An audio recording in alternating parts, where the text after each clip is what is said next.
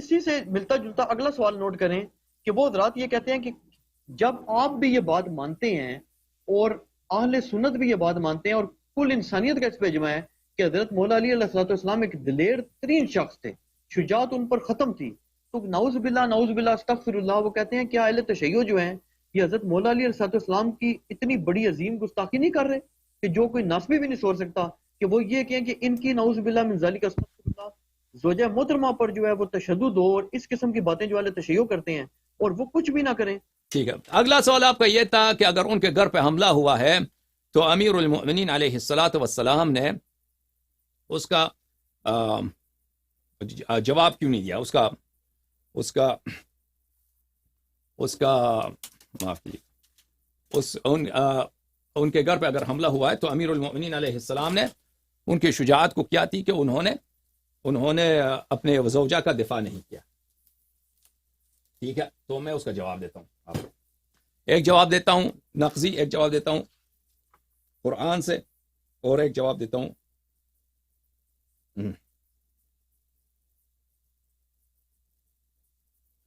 غیر سے.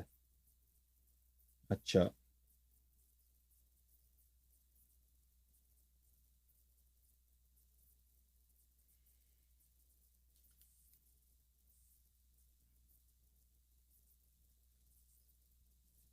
دیکھیں عزیزو، یہ خود اپنی کتابوں میں روایت کرتے ہیں.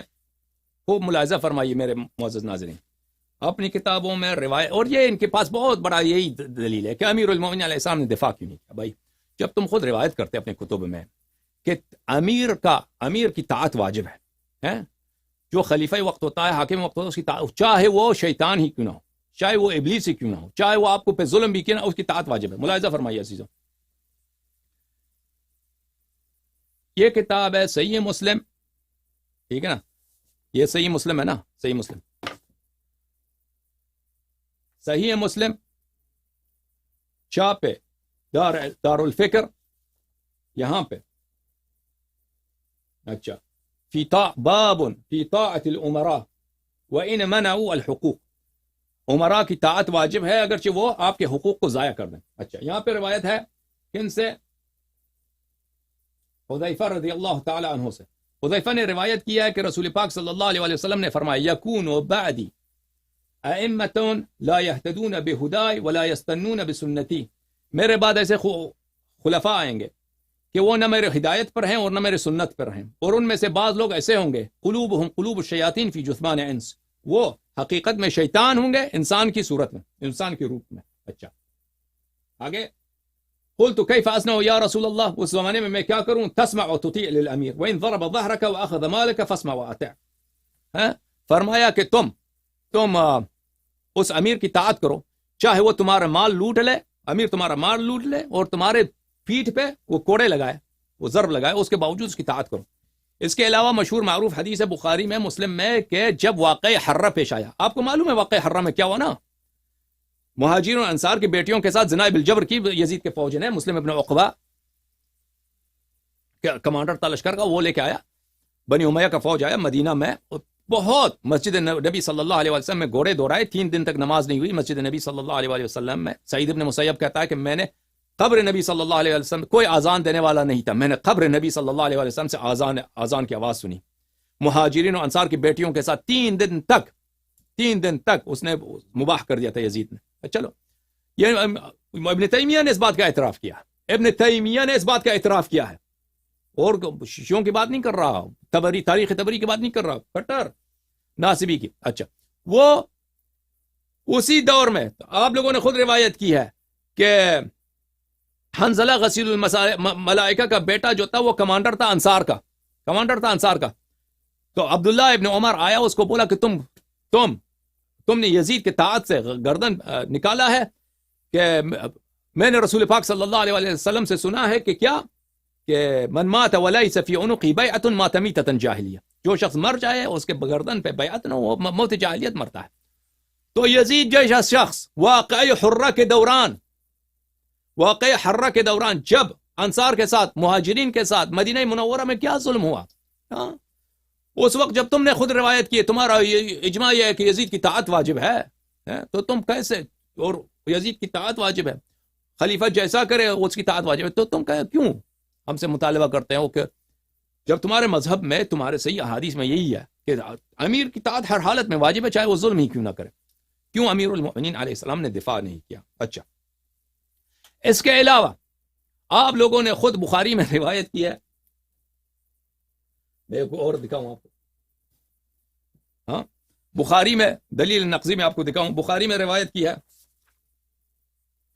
کہ ابراہیم علیہ السلام نے 3 دفعہ جھوٹ بولے، ان جھوٹوں میں سے ایک یہی تھا کہ انہوں نے اپنی زوجہ کو بادشاہ سلامت کے پاس بھیجا ہے۔ سنا ہے نا آپ نے یہ واقعہ؟ آپ نے مولوی اسحاق صاحب سے سنا ہوگا، علی بھائی ٹھیک ہے، سنا ہے نا ابراہیم علیہ السلام کا یہ واقعہ کہ انہوں نے اپنی خاتون بھیجا تھا بادشاہ کے لیے، ٹھیک ہے نا؟ وہ 3 جھوٹ والا یا توریا والا؟ ہاں توریا، وہی توریا، اپنے خاتون کو بھیجا تھا انہوں نے، ٹھیک ہے نا؟ صحیح کہہ رہا ہوں یا حدیث دکھاؤں؟ جی جی سنا ہے وہ سنا ہے، ہاں سنا، ٹھیک ہے۔ تو وہ حضرت ابراہیم علیہ السلام کو ڈر تھا کہ بادشاہ قتل کر دے گا، کیونکہ ان کی وائف بہت خوبصورت تھی اور بادشاہ کو پسند آ گیا ہے، تو اگر وہ کچھ کر دیں، کہہ دیں کہ یہ میری وائف ہے، تو پہلے مجھے قتل کر دیں گے، پھر میری زوجہ کے ساتھ وہ برے کام کر دیں گے، پھر انہوں نے اپنی وائف کو بھیج دیا بادشاہ کے پاس۔ تو عزیزو، جب تم خود انبیاء کے متعلق ایسی بات کہتے ہو کہ کوئی باغیرت آدمی اس کو برداشت کرنے کے لیے تیار نہیں ہے کہ ایک کافر، وہ مسلمان بادشاہ نہیں، کافر بادشاہ، وہ بھی اس نیت کے ساتھ، ٹھیک ہے نا، کہ برے نیت کے ساتھ آپ کی وائف کو طلب کر رہا ہے، تو آپ جھوٹ کہہ کہ یہ میری بہن ہے، اس کو بھیج دو بادشاہ کے پاس۔ تو تم کیسے وسیع انبیاء علیہ السلام پہ اعتراض کر سکتے ہو کہ ان کے گھر پہ جب حملہ ہوا ہے تو انہوں نے تلوار نہیں اٹھایا، ٹھیک ہے نا؟ اس کے علاوہ میں آپ کو قرآن مجید سے جواب دوں کہ قرآن مجید میں وجاء قومه يرعون علیہ، حضرت لوط علیہ السلام کا واقعہ ہے کہ ان کے قوم آ گئے، ان کے دروازے پہ حملہ کیا، ملائکہ آئے تھے ان کے گھر میں قوم لوط پہ عذاب ڈالنے کے لیے۔ تو قوم کو پتہ چل گیا کہ یہاں پہ بہت خوبصورت نوجوان آ گئے ہیں، تو وہ آ گئے کہ نوجوانوں کے ساتھ یعنی فرشتوں کے ساتھ فعل بد لواط انجام دیں۔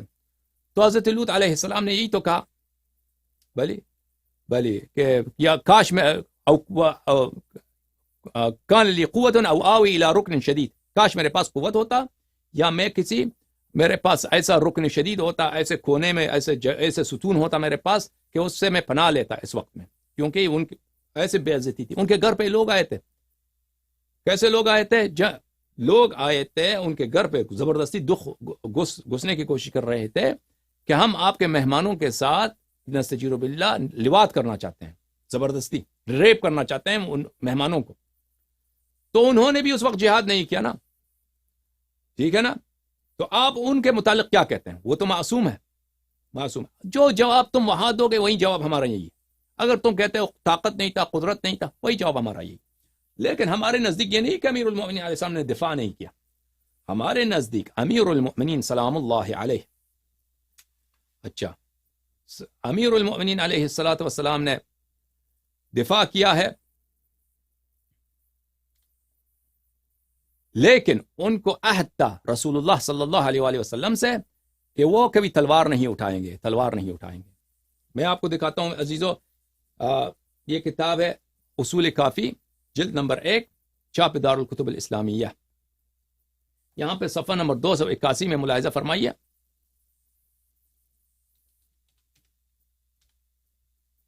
صفحہ نمبر 281،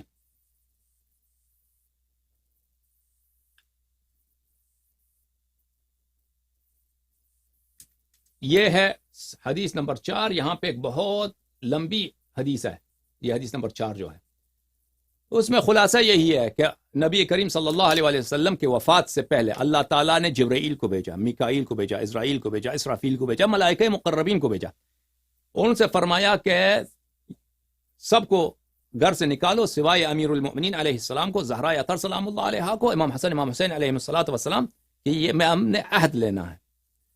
تو اللہ نے ان کو بلایا، اپنے اہل خانہ کو بلایا، اور امیر المؤمنین علیہ السلام سے کہا کہ یہ یہاں پہ جبرائیل آیا ہے اور ملائکہ مقربین آئے ہیں، یہ میں مرنے والا ہوں، یہ آپ سے وعدہ لینے آئے ہیں۔ تو وہاں پہ جو وعدہ لیا گیا تھا امیر المؤمنین علیہ السلام سے، یہ حدیث کافی طویل ہے، میں وہ متن نہیں پڑھ رہا، آپ کو جو لوگ دیکھنا چاہیں صفحہ نمبر 281 اصول کافی جلد نمبر 1، اس میں یہی ہے کہ آپ کا حق چھینا جائے گا، آپ کو تلوار نکالنے کی اجازت نہیں ہے، آپ وعدہ کریں.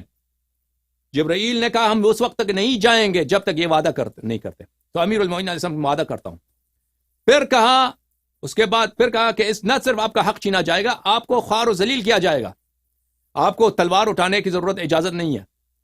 تو امیر المومنین علیہ السلام رسول اللہ صلی اللہ علیہ وسلم نے فرمایا امیر المومنین علیہ السلام سے ملائکہ یہ کہہ رہے ہیں اور یہ اس وقت تک نہیں جائیں گے جب آپ عہد نہیں دیں گے. تو امیر المومنین علیہ السلام نے فرمایا اللہ کی رضا یہی ہے، میرے سر آنکھوں پر مجھے ذلیل کیا جائے، مجھے خار کیا جائے گا، میں صبر کروں گا، تلوار نہیں اٹھاؤں گا. پر ملائکہ نے کہا یا رسول اللہ ان سے وعدہ لے لو کہ انتہاک الحرمہ، وہ حرمت جو اللہ کا حرمت ہے، رسول صلی اللہ علیہ وسلم کی حرمت ہے، وہ منتہک ہو جائے گا، وہ منتہک ہو جائے گا، اس کی حد کے حرمت کی جائے گی. امیر المؤمنین علیہ السلام فرماتے ہیں جب میں نے یہ بات سنی رسول پاک صلی اللہ علیہ وسلم کی دہن مبارک سے کہ جبرائیل یہ کہہ رہا ہے تو میں غم سے منہ کے بل زمین پہ گرا، غم سے میں منہ کے بل زمین پہ گرا اور میری چیخ نکل آئی، پکار نکل آئی کہ یہ کیا امتحان ہے یا اللہ مجھ سے لے جائے گا. تو رسول پاک صلی اللہ علیہ وسلم نے فرمایا کہ ملائکہ یہی کہہ رہے ہیں یا علی کہ یہ نہیں جائیں گے، آپ کو وعدہ کرنا ہوگا کہ جو بھی ہوگا آپ کو ہر حالت میں صبر کرنا ہوگا، تلوار اٹھانے کی اجازت نہیں ہے. تو امیر المؤمنین علیہ السلام نے فرمایا کہ جب اللہ کا یہ حکم ہے یا رسول اللہ آپ کا حکم ہے، اللہ یہی کہہ رہا ہے تو ٹھیک ہے، میں ہر حالت میں یہ بھی ظلم ہو جائے یہ بھی میں تلوار نہیں اٹھاؤں گا. تو ہمارے نزدیک یہ احادیث اس کے کئی ایک ہیں. امیر المؤمنین علیہ السلام سے وعدہ تھا اللہ کا رسول صلی اللہ علیہ وسلم سے کہ وہ تلوار نہ اٹھائیں. اور کتاب سلیم میں ہے، کتاب سلیم کی میں حدیث آپ کو دکھاؤں میرے بھائی،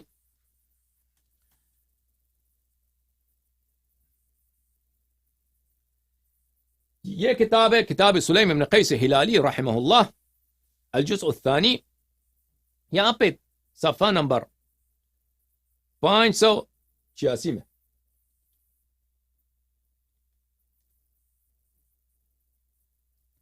حدیث پورا پڑھیں گے تو وقت بہت لگے گا.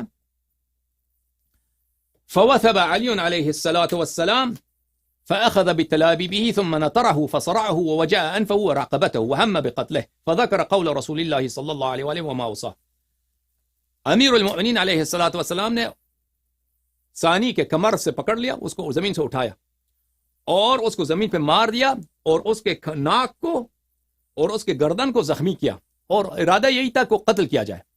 لیکن اسی وقت رسول پاک صلی اللہ علیہ وسلم کی وصیت ان کو یاد تھی، تو اس طرح انہوں نے فرمایا والذی کرم محمد صلی اللہ علیہ وآلہ وسلم بالنبوہ، اس اللہ کی قسم جس نے محمد صلی اللہ علیہ وسلم کو نبی بنا کر بھیجا. یا ابن سحاق لولا کتاب من اللہ سبق واحد احد الی رسول اللہ صلی اللہ علیہ وآلہ لعلمت انک لا تدخل بیتی.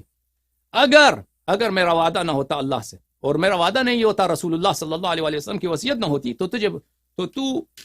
تو آج میں تجھے بتا دیتا کہ تجھ میں یہ جرأت نہیں تھی کہ تو میرے گھر میں داخل ہوتا. لیکن کیا کریں کہ وعدہ ہے رسول پاک صلی اللہ علیہ وسلم سے. تو اس وقت فارسل عمر یستغیث، اس وقت عمر نے چیخ پکار مارنا شروع کیا کہ مجھے ہیلپ کرو. تو بہت سارے لوگ آ گئے اور وہ گھر میں داخل ہو گئے. وثار علی علیہ السلام فرجع قنفذ الى ابی بکر، پھر ابو بکر کے پاس اور لوگ آ گئے امیر المؤمنین علیہ السلام پہ.